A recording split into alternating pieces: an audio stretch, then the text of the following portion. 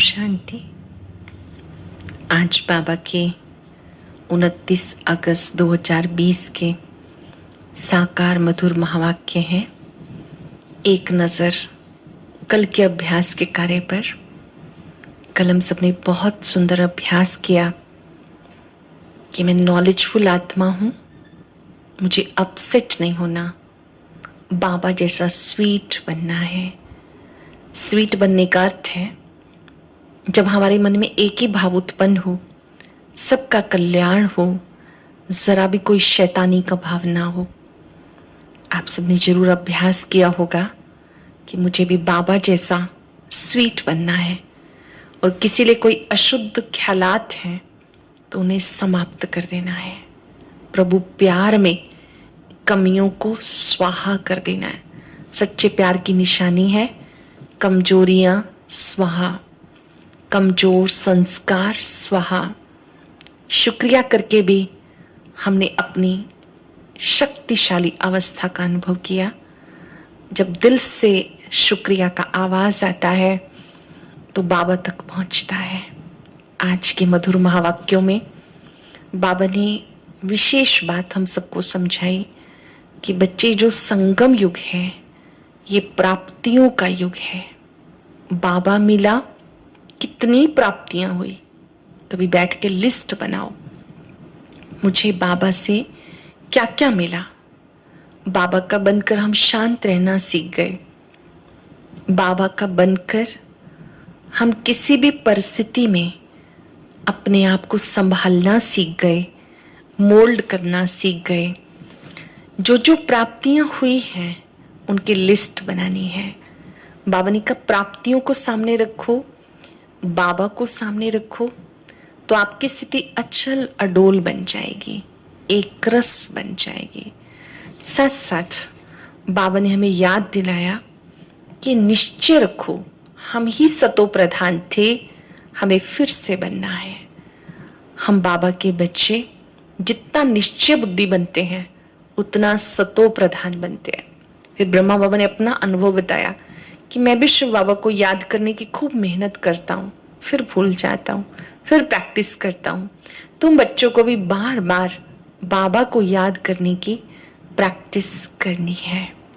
सुनेंगे अब बाबा ने कहा, मीठे बच्चे, अविनाशी ज्ञान रत्न धारण कर तुम्हें फकीर से अमीर बनना है।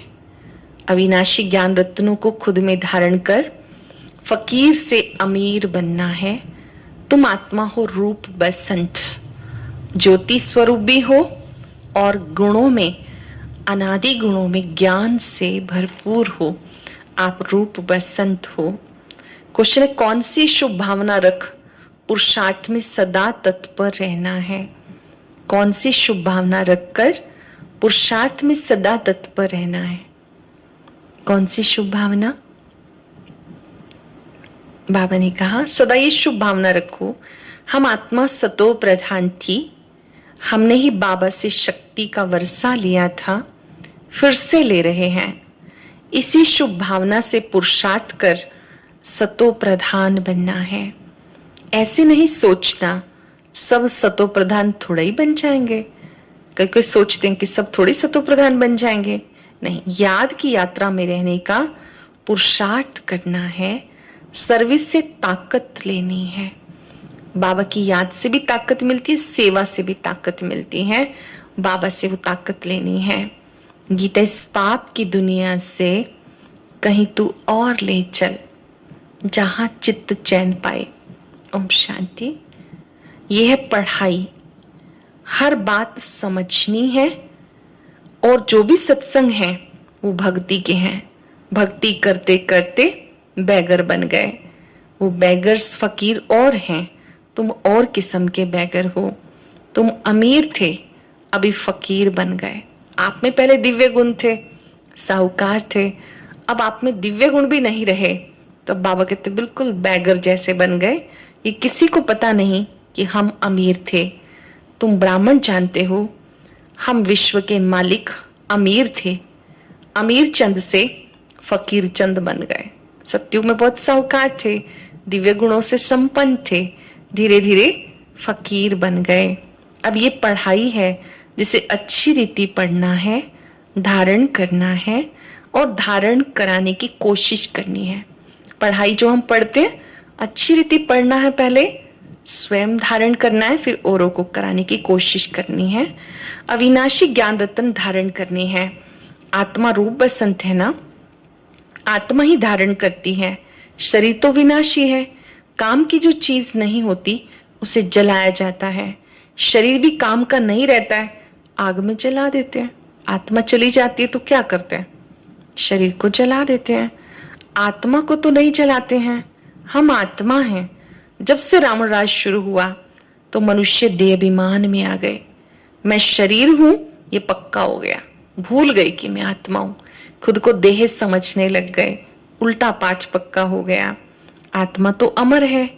अमरनाथ बाप आकर आत्माओं को अमर बनाते हैं। वहां तो अपने समय पर अपनी मर्जी से एक शरीर छोड़ दूसरा लेते हैं। सत्युग में बहुत खुशी से एक शरीर छोड़ दूसरा लेते हैं। वहां मृत्यु भी उत्सव की तरह से होती है। आत्मा मालिक है, जब चाहे शरीर छोड़े। वहां शरीर की आयु बड़ी होती है। सर्प का मिसाल है। सत्युग में लगभग औसत आयु 150 वर्ष होती है। जैसे सर्प एक खाल छोड़कर दूसरी लेता है, खुशी खुशी वहां एक शरीर छोड़ दूसरा लेते हैं। अब तुम जानते हो ये तुम्हारे बहुत जन्मों के अंत के जन्म की पुरानी खाल है। 84 जन्म पूरे हुए, कोई के 60-70 जन्म भी हैं, कोई के 50 भी हैं। त्रेता में जरूर आयु कुछ ना कुछ कम हो जाती है। जो सतयुग में आएंगे उनके पूरे 84 जन्म होंगे, जो त्रेता युग में आएंगे उनके 8 कम हो जाएंगे। औसत आयु सतयुग में 150 वर्ष होती है, त्रेता में कम हो जाती है, सतयुग में फुल आयु होती है। अब पुरुषार्थ करना है, हम पहले पहले सतयुग में आए, वहां ताकत रहती है तो अकाले मृत्यु नहीं होती है।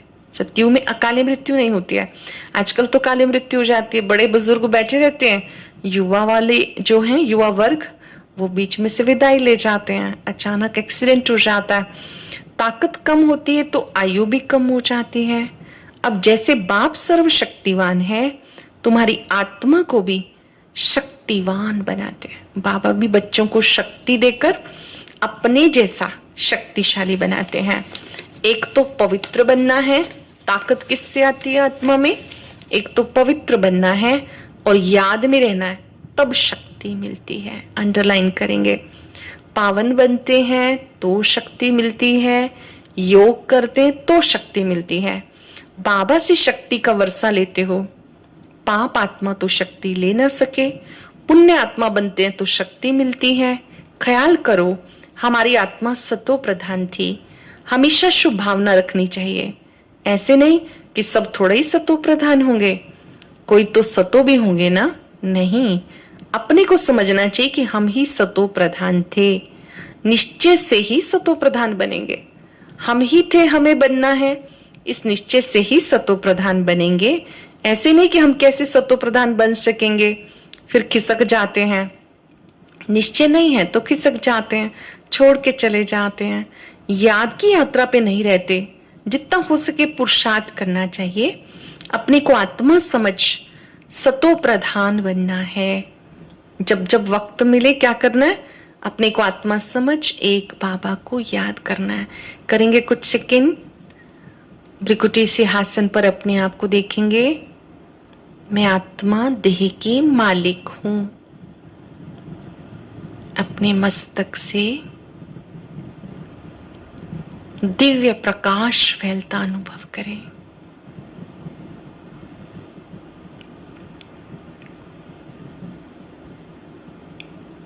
छोटी सी बिंदी आत्मा इस शरीर को चला रही है। मैं अजर हूं, अमर हूं, अविनाशी हूं। 3 सेकंड अपने मस्तक में अपनी ज्योति बिंदु स्वरूप को देखें। जैसे अभी किया अभ्यास, ऐसे बीच बीच में बाबा कहते हैं आत्मा समझने की मेहनत करो, प्रैक्टिस करो, खुद से प्यार करो। जिन्हें खुद से प्यार है वो ये अभ्यास जरूर करेंगे आत्मिक स्मृति में रहने का। आत्मा इस समय तमो प्रधान है, फिर से सतो प्रधान बनना है। बाप की याद से सर्विस भी करनी है। सर्विस करेंगे तो ताकत मिलेगी। समझो कोई सेंटर खोलते हैं तो बहुतों की आशीर्वाद मिलेगी ना। कोई सेवा केंद्र खोल देते हैं अपने अपने स्थान पर, अनेक आत्माएं ज्ञान प्राप्त करती हैं तो खोलने वाले को आशीर्वाद मिल जाती है। मनुष्य धर्मशाला बनाते हैं कि कोई भी आए तो विश्राम पाए, आत्मा खुश होगी। रहने वालों को आराम मिलता है तो उसका आशीर्वाद बनाने वाले को मिलता है। फिर परिणाम क्या होगा? दूसरे जन्म में सुखी रहेगा, मकान अच्छा मिलेगा, मकान का सुख मिलेगा। ऐसे नहीं कि कभी बीमार नहीं होंगे, सिर्फ मकान अच्छा मिलेगा। कोई हॉस्पिटल खोलेंगे तो तंदुरुस्ती अच्छी होगी, यूनिवर्सिटी खोली तो पढ़ाई अच्छी होगी। अब बाबा बता रहे हैं, बाबा ने कहा कोई हॉस्पिटल खोलता है तो तंदुरुस्ती अच्छी, धर्मशाला खोलेंगे तो मकान अच्छा, कोई सेवा केंद्र खोलेंगे तो वो हेल्दी वेल्दी हैप्पी बन जाएंगे, बहुतों की आशीर्वाद मिलेगी। यहाँ तुम 21 जन्म के लिए प्रारब्ध पाते हो, बाकी वहां हॉस्पिटल कोर्ट पुलिस आदि कुछ नहीं होगा।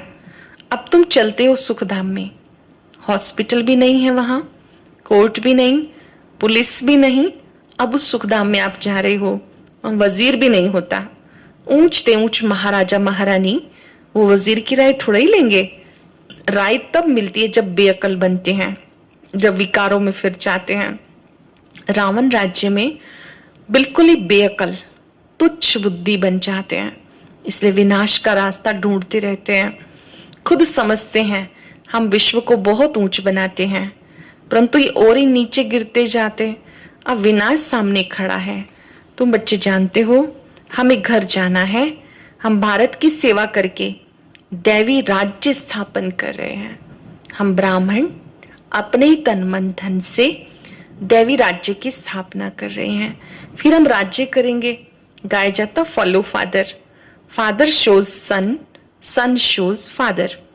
बच्चों से पिता का शो, पिता से बच्चों का शो होता है।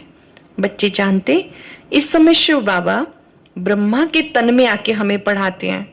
समझना ऐसे है, हम ब्रह्मा को भगवान या देवता नहीं मानते हैं। समझाना है दूसरों को कि ब्रह्मा भगवान नहीं है, देवता नहीं है, इनके द्वारा निराकार शिव बाबा हम सबको पढ़ाते हैं। ये तो पतित थे, बाबा ने पतित शरीर में प्रवेश किया।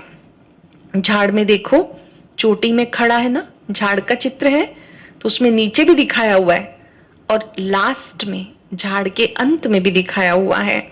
पतित है, फिर नीचे पावन बनने के लिए तपस्या कर फिर देवता बनते हैं। तपस्या करने वाले हैं ब्राह्मण। कल्प वृक्ष की जड़ों में ब्रह्मा बाबा के साथ, मम्मा के साथ हम सब भी तपस्या कर रहे हैं, जड़ों में तप करते दिखाया है। तुम ब्रह्मा कुमार कुमारियां राजयोग सीख रहे हो, कितना क्लियर है। इसमें योग बहुत अच्छा चाहिए। याद में नहीं रहेंगे तो मुरली में ताकत नहीं आएगी। आपकी वाणी में ताकत कब आएगी? जब बाबा की मुरली जरूर सुनेंगे, योग करेंगे। याद नहीं किया तो आपकी वाणी में बाबा कहते ताकत नहीं आएगी। याद में नहीं रहेंगे तो मुरली में भी वो ताकत नहीं आएगी। ताकत मिलती है शिव बाबा की याद से। याद से सतो प्रधान बनेंगे, नहीं तो सजाएं खाकर फिर कम पद पालेंगे। मूल बात है याद की, जिसको भारत का प्राचीन योग कहते हैं। नॉलेज का किसी को पता नहीं। आगे के ऋषि मुनि कहते थे हम रचयिता और रचना को नहीं जानते हैं। बिल्कुल ही वर्थ नाटे पैनी बन गए। इन 5 विकारों ने बिल्कुल ही वर्थ नाटे पैनी बना दिया। इस समय बाबा कहते सब आत्माएं बिल्कुल कोड़ी जैसी बन गई। रुद्र ज्ञान यज्ञ इस समय बाबा ने रचा है। तुम शालिग्रामों की भी पूजा होती है, जो बाबा के मददगार बनते हैं तो उनकी पूजा होती है। माला 8 की भी है, 108 की भी है। शालिग्रामों की पूजा होती है। जरूर कुछ सर्विस की है तब पूजा होती है। तुम ब्राह्मण रूहानी सेवाधारी हो, सबकी आत्माओं को जगाने वाले हो। मैं आत्मा हूं, ये भूलने से देह अभिमान आता है।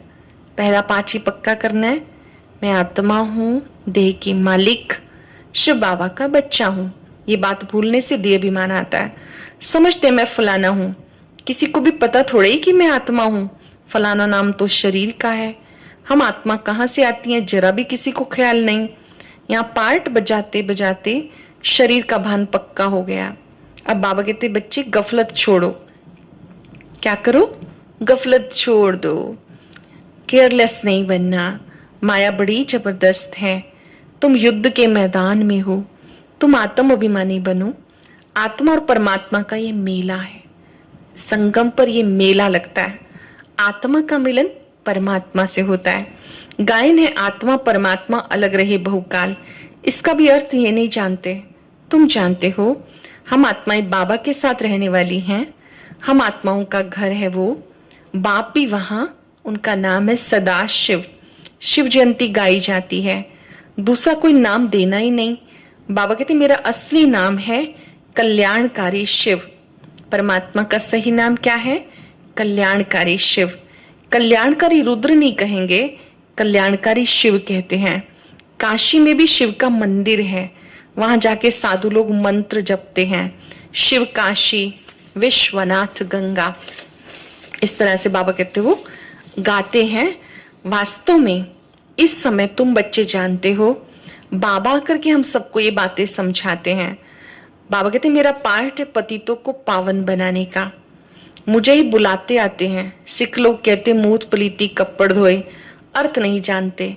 महिमा गाते हैं एक ओंकार अजोनी अर्थात जन्म मरण रहित। मैं 84 जन्म नहीं लेता हूं, मैं तो प्रवेश करता हूं। मनुष्य 84 जन्म लेते हैं। इनकी आत्मा जानती है बाबा मेरे साथ इकट्ठे बैठे हुए हैं, तो भी घड़ी घड़ी याद भूल जाती है। ब्रह्मा बाबा कहते मैं जानता हूं मेरे साथ बाबा बैठे हैं, फिर भी मैं भूल जाता हूं। इस दादा की आत्मा कहती है मुझे बहुत मेहनत करनी पड़ती है। ऐसे नहीं कि मेरे साथ बैठा है तो याद अच्छी है, नहीं, एकदम इकट्ठे हैं, जानता हूं, फिर भी भूल जाता हूं। बाबा को ये मकान दिया है रहने के लिए, बाकी एक कोने में मैं बैठा हूं। बड़ा आदमी हुआ ना, विचार करता हूं बाजू में मालिक बैठा है, ये रथ उनका है, वह इनकी संभाल करते हैं। मुझे शिव बाबा खिलाते भी हैं, मैं उनका रथ हूं, कुछ तो खातिरी करेंगे ना, इस खुशी से खाता हूं। 2-4 मिनट के बाद भूल जाता हूं। बाबा कहते मुझे मालूम है कि शिव बाबा को मैंने रथ दिया है, बाबा मेरी स्पेशल खातिरी करते हैं। बाबा को मैं याद करता हूँ, 2-4 मिनट करता हूँ, फिर भूल जाता हूँ।